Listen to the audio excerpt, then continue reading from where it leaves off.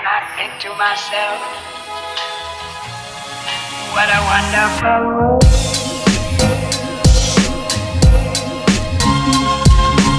Hi, welcome to Mug Time, where we have deep meaningful conversations over a cup of coffee. We just had Mental Health Awareness Day, and we felt really inspired to do something more than just post on social media, so we wanted to start a new segment. Talking about mental health makes me feel a little bit uncomfortable, and I really want to challenge that and inspire people to have conversations within their own friends group. Absolutely, and our first guest today is the perfect choice. We have our friend Rachel Patrick. She is just such an inspiration. She does so much to not only support us, but working with people who need a little bit of extra support. So we know Rachel through working with her at Camp Burgess and Hayward and Cape Cod. She graduated from the University of Strathclyde with a 2-1 in psychology. She works in mental health, and I'm really excited to hear what she has to say. So here we go. Yay! Reacting to you. There we go. Oh my god, you look stunning. Rach, your vision. You look absolutely stunning. All right. Well, Rachel, welcome. Welcome to the first ever Mug Time. God, I'm so Do you have your mug? Yes, do you want to tell us about your Oh. mug? Oh, are we normal? How cute is it? So the story behind this is my mum comes in with it, and I'm not really one to like drink out a mug anyway. So I was like, "What is this?" She was like, "It was 30 pence out Asda.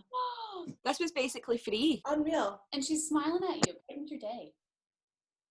I love it. Emily and I today are going for the avocado mugs that fit together. Kiddos. And guess what? They were also from a charity shop. So they were £2 total, £1 each. I'm huge for posting on Instagram, retweeting something. I'm like, Yeah. yes. But when it comes to actually talking about it, you're like, no thanks. It is like such a difficult conversation to have. Do you know what I mean? It's so difficult because no one does it. And it's like the second that maybe a friend reaches out to you, or the second that like you're struggling yourself, it's so hard to like put yourself in the Definitely. mindset. And obviously your friends are always like, talk to me, I'm there for whenever, but you just never, when you are feeling dark, you're never like, I'm going to pick up the phone. That's never happened to me. I'm never like, I feel like shit, I'm going to call someone. I've never felt like that. I love listening to like podcasts and celebrities talk about mental health. So I'm like, why don't we bring it home? Why don't we talk about it ourselves and show the world that it's here, it's loud, it's proud. 100%. We're going to talk about mental health. Well, Right. Rachel, our first question, just really broad, what does mental health mean to you? Maybe when you think of the word mental health, what does it mean to you? So obviously I studied psychology at university, so I had a bit of like an advantage in this sort of side, I guess.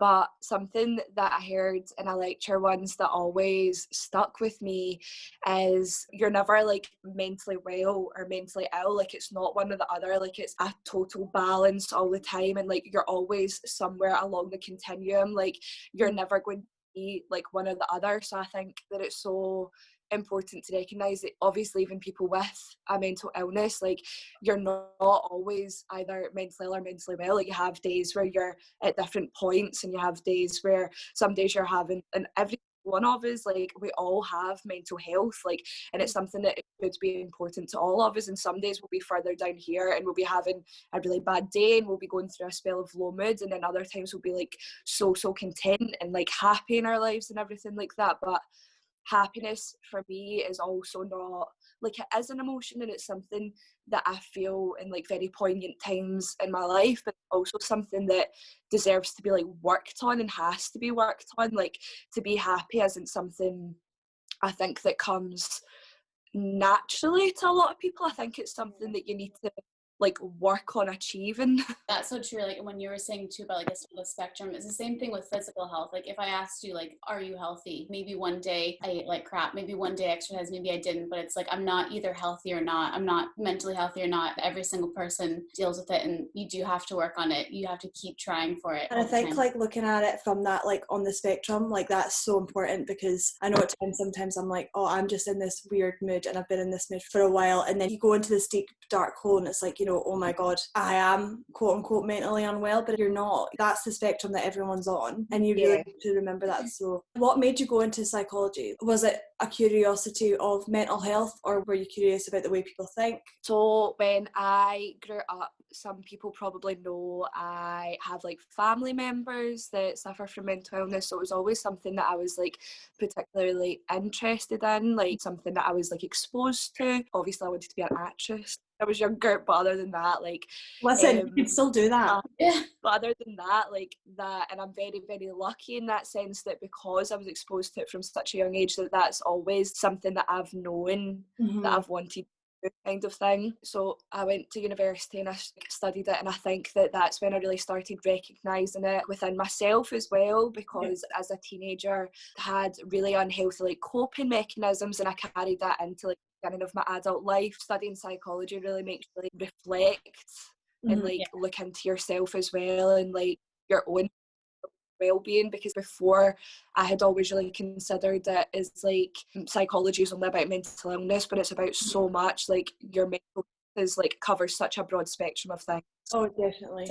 And I think like my understanding of mental health from a young age, like my dad used to be a mental health nurse, and then he went into being like a manager overseeing like mental health hospitals, and I always thought that like mental health was illness, like dementia, all the rest of it. I never ever grew up considering what anxiety was, what, you know, depression was. And then when you get into like your adult life, or even, you know, growing up as a teenager, and all these things hit you, you're like, oh my god, what is this? You know, like what anxiety, and it gets like really scary. So I think more needs to be done. It's almost like that stigma about it. You're like, oh no, I'm anxious. Oh no, I'm depressed. Oh no, there's something wrong. But it doesn't mean that there's something incorrect about you. That doesn't mean that you're broken, or that you can't get the help that you need. It's something that everyone goes through. The second question is, obviously people will know from our intro that we all met at Camp Burgess Hayward.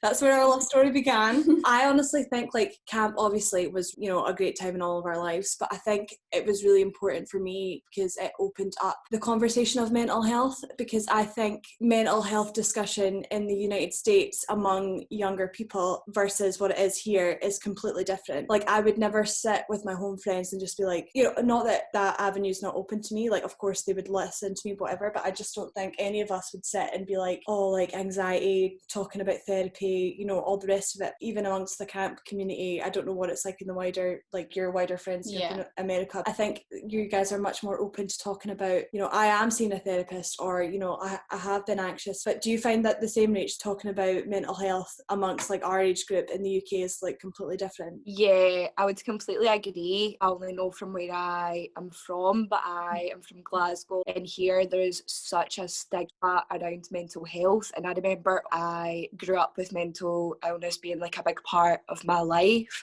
and so it was never like a talking point. It was like something that you shouldn't talk about. What happens behind closed doors stays behind closed doors, kind of things. And especially in men and stuff like that, very much this men don't cry. Men in the west of Scotland aren't really allowed to like feel certain things. Like there's this of them that they're supposed to be like strong and courageous and everything like that. Now it's become much more of a talking point, but even within like my friend group at home when I was growing up, like I struggled from like panic attacks and stuff when I was younger, and this was like very much something that I like kept within like conversation between me and my dad, because it was almost as if I was embarrassed to like tell people that I was like mental or crazy or anything. And there was all of these words like schizo and stuff was used as a derogatory term, whereas now I think we're really starting to open up to the fact that like we can't be saying stuff like that, and you can't describe yourself like bipolar or OCD if you're having an off day. Like this is stuff that's becoming a lot more important, and like things that we need to talk about. Yeah, I just kind of noticed like there is almost like this outer shell of brushing things off with comedy, or quote unquote slagging each other off, like making fun of people. Yeah, and it's weird because I've got such a great support group of friends back home and within the camp community or whatever. It's not as if I couldn't tell them about seeing a therapist, you know what I mean? And they would definitely welcome it with open arms. But it is that sense of, you know, if I'm going to tell someone about like an anxiety attack that I've had in the UK, 9 times out of 10, the way you're saying it will be in a jokey way. We do, you know, slag people off. It's never met with a serious conversation. You have to build it up and like make the theatrics about it so people will listen. Yeah. I'm not saying that people won't listen if I'm trying to be serious, but it's not comfortable for me if I'm not laughing and joking about it at the same time. 100%. I think that even now, like even though I am like so serious about mental health and everything like that, if I'm ever like going to talk about having a bad day or anything like that, like I'll always be like, oh my god, you should have seen me the other day, like I was crying my eyes out. Yeah. But I think in a sense that's good too, because I think that to an extent probably I have a hard time laughing things off. I take things really seriously, and perhaps that's not the healthiest way to deal with things. Like in a sense I wish that I could, you know, meet things with a little bit more comedy as well. But at camp we have this thing called Camp Values where girls can stand up there, they can read a poem, they can really, really open up, and it's kind of a time like to just embrace everything that's going on inside your head. And I think that that is maybe what brought it open into the conversation for you, and maybe for you too, Rachel, of like, look at all these girls who are 12 and 10 who are talking about how they really struggled. It doesn't matter what culture you're in, what country you're from. That is really brave. Yeah, I think before it was in the UK, if someone talks about their feelings or just emotions in general, it's quote unquote American. Like, oh my god, that's so American. Do you know what I mean? 100%. I completely think as well, like a big difference for me when I went to camp was the only time that I think that me and my friends would ever have like a serious chat about the serious things that were going on in our lives is when we were drunk. Yeah, literally. See, for me to be at camp and be having these like open and honest conversations with people like stone sober, like this was something that was new to me, to be having conversations with like people that I loved and trusted about like things that had happened, and for them to be able to like relate back to me, that was just something that was so foreign to me because it doesn't happen at home. I think that's why our friendships at camp are so intense. That's why like when we fall out with people in the camp community, I think it hurts like magnitudes bigger than what it hurts but if you've fallen out with someone outside the camp community, just because there's that sense of like trust. And like they fully know the extent to what you're going through and all the rest of it. But it is finding that balance between, you know, not everything has to be really, really serious all the time, but it's just opening that avenue to talking about how you really feel. It's hard to get the balance. Third question for you, Rachel. When in your life can you remember maybe a time when you started prioritizing your mental health, or was there an age or something that happened in your life when you thought, okay, I need to do something to help myself. I need to do something to really make sure that I'm taking care of myself? There's been a few like monumental times in my life where I have like made that decision that I really had to start prioritizing myself. Like I don't think it's really been up until this year that I've worked out how to like really healthily get to know myself and like set healthy boundaries, although like it's been a work in progress for a very long time for me. When I was 16, I moved in with my dad's, and I was like in a very like bad place in my life. Like had so many unhealthy coping mechanisms. Like I had been really struggling with like low mood and anxiety, and I wasn't coping well with the situations that I was in at the time. And so I moved in with my dad, bless his heart, and he now had this like 16-year-old girl living with him full time, like took up the role as like the full-time parent and everything. But I just really, really struggled with the place that I was in my life. That point is when I started really like saying to myself, okay, like I need to make a turnaround in my life here. And I think at that point it's when I really started like doing things like just taking care of like my actual health, like not drinking all the time. I started going to school a lot more and everything like that, and I think since then it's just been lots of little steps to get me to where I am today. Like camp has definitely played a massive part in that, because before I went to camp I was really lost in the sense of like who I was and who I wanted to be. And I think at camp you really get to connect with yourself in that sense and like find yourself of like your values. Before I went to camp I was in like such a bad relationship, and I wanted to like go on and do marketing and everything like that. After camp my first year I was like, this isn't like who I am. Like I'm someone that cares about people deeply, like I have this need to want to help people. And so like put a lot more energy into like getting jobs that allowed me to do that, and that's been an amazing turning point for me. But moving on from that, this year as well has been a time where I've had to recognise that yes, I love helping people, I love being there for people, but I also need to set in boundaries for myself, because I can't help other people if I'm not completely mentally healthy in my own self.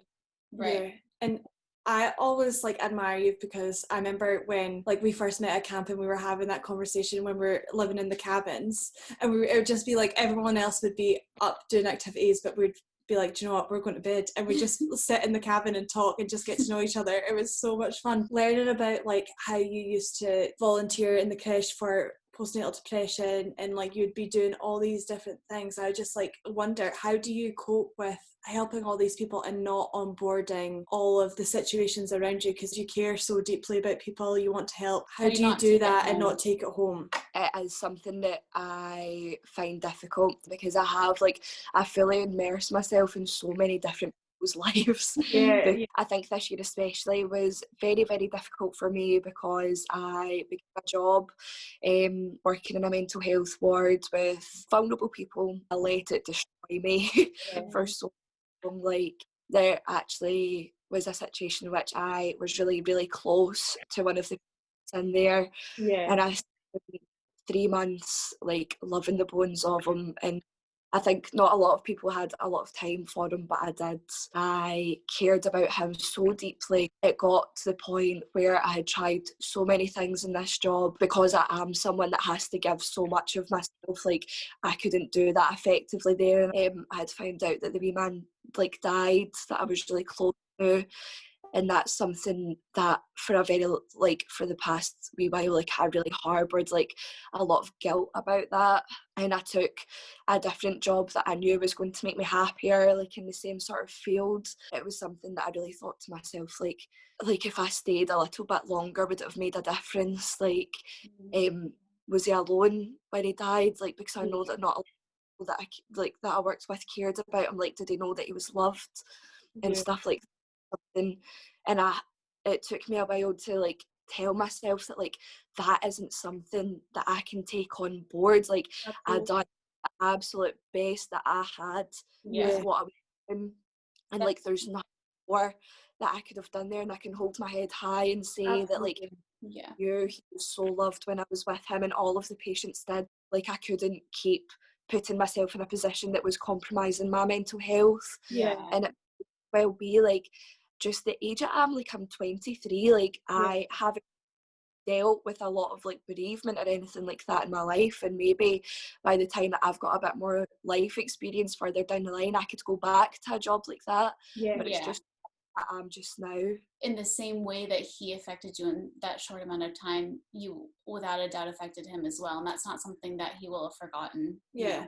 And I think your ability to recognise that you couldn't have done anything else, your ability to like remove yourself from that job knowing that you just can't let yourself feel like this again and again, your ability to remove yourself from that situation is such a testament to your self-care. Because if you didn't self-care for yourself, if you weren't invested in your mental health, your physical health, you wouldn't have been able to do that. So I didn't ever want to get to the point where I had lost my compassion, and I didn't ever, because it's a thankless job sometimes, like you're dealing with people in the most vulnerable times in their life. Yeah, so the next question is probably moving more to the present. How has lockdown affected your mental health, and what are some things that you have done in lockdown to relieve some of your anxieties? Lockdown has been like such an important part of my life, like, and I feel as though this past year I've grown so much as a person. I was just going through so much. Like, a lot of people probably know that I ended up like borderline homeless during that period of time. Like, I didn't have somewhere like stable to live, and I was kind of jumping between place to place to place. That something that I've reflected on is, if that happened like this time a few years ago, that would have like devastated me. But I've really learned to like, and I know that it's so much easier said than done, but like have a positive mental attitude about it. Something that I personally do is I write down every night what I'm grateful for. Always so much more in my life to be thankful for than things to be sad about. And I remember being on the phone to like my best friend crying. Like, I just feel like everywhere that I feel settled like gets uprooted. And then when I changed my perspective on it, I was like, look at the amount of people that have opened their homes to me during this time, like far more than I could count in two hands. I had so much to be thankful for in that period of time. The things like knowing my attachment style is anxious avoidant, so I've been able to recognise like how that impacts my relationships with other people, and I am in a stage now where I can form like really prominent, secure friendships, but I'm not in a place where I can form secure like romantic relationships. So I've recognised that, and that is like a work in progress for me. Some nights I would just be anxious lying in bed and I would just be like, this is the way it is. But I didn't take the time to reflect on, right, what point in the day was it that me feel like this, and how can I prevent this in the future, and what like coping mechanisms that I have in place, so I am someone that will meditate. I find myself wanting to slip into like unhealthy mechanisms, like if I want to pour myself a wine, or if I want to go and eat a full cheesecake, I'll be like to myself, this isn't something that's going to make you feel better in 10 minutes. Is this feeding me? Is this actually going to help me, whether that's the situation or your coping mechanism? Like, is this going to be what's feeding me? As well with lockdown, in the same way that people struggled and had really difficult family situations, had really difficult times in their job. I think we all had a moment where we struggled, but I think that made us more capable to help others. Obviously, lockdown was just a shit show for many, many people, and there's something to be said to having gone through it. I had to go through that in order to be the person that I am today, to have like the resilience that I have today. Even the other day there, like when we were coming home from Ireland, obviously my period was due. I talked about it a little bit in the last vlog. That crying episode was honestly so weighted for me. Like I just felt, oh my God, like I don't think I'll be happy again. Do you know what I mean? I was able to, give myself a pep talk on the plane. I'm like, no, like I'm so resilient. I've gone through a lot worse than this. If I hadn't gone through lockdown and the things that have happened in my life, up until now, I would have never been able to give myself a pep talk like that. I remember in my first year at camp, Molly Hennebury said something that just stuck with me so much, and she said that at camp people teach you how you're supposed to be loved. And I'm just like, that is so true. Like, oh God, that's so true. And that hits Molly. That hits different. Like knowing your attachment style, knowing your like love language. How do I actually behave, and what do I need in order to feel secure? Okay, last one. How has mental health positively impacted your life? Honestly, get to know yourself, like really take time to like reflect, like connect, think about the things that you've done as a child that made you happy and connect with them again. Like get to know what your attachment style is, get to know what your love language is, get to know what makes you anxious, get to know what brings you peace, and really focus on these, like set boundaries. Don't say yes because you think that people want to hear that. I think recently this year I've realized the power in being selfish, the power in being like, you know what, if someone laughs at me because I'm doing a face mask and taking a bath when everyone else is out partying, so what? I'm gonna be selfish. I'm gonna prioritize myself, because in the end I'm gonna feel way better than if I did something that someone else wanted to do. Making decisions for yourself and having confidence in that decision and just going with it. Like starting a YouTube channel, like that is borderline taboo. Do you know what I mean? It's just like, what are you doing? Like only certain people do that. Like, what are you doing? Whatever. I remember literally lying in bed and being like, no, I really want to do it just because I want to do it. Yeah. And I'm not going to not do it because I'm afraid of what people will say about me. That's not going to, if that's how I'm going to live my life, like I'm 25. Do you know what I mean? Like grow up, Emily, do what you want. Right. Now, Rachel, the last thing that we do at our mug time is you pick something that you want to cheers to. So whatever you want, a topic, an idea, something that you want to say cheers to, whatever. Cheers to getting to know yourself and to allowing your friends to get to know you too. Yeah, cheers! Cheers to that. Rachel, thank you so much for being our first guest. You were amazing, and thank you so much for sharing all your knowledge with us, and I really hope that you'll come back on Mug Time again. Please. Thank you so much for having me. It was us. Honestly, you seriously are one of the most inspiring people, I think, just to be around. Like when anyone ever comes in contact with you, they immediately feel at peace and like they can talk about anything. So I think you're definitely in the right profession. One of the safest friendships I have is with you. Anything goes, you can talk about anything, and that's something that I'll bring you through life with me, please. Yes, be my friend forever. Absolutely. And keep doing all the amazing work that you do. You're 100% in the right place. We love you so much. We do love you very much. I love you so much, girls. I love you so much. Thank you so much for your kind words. You're welcome. Goodness. Thank you so much to Rachel for taking the time to talk to us today and sharing her personal experiences. We hope you guys enjoyed that. We can't wait for our next guest to come on and talk with us. So thanks for watching, guys, and make sure that you fill someone's cup today. Cheers!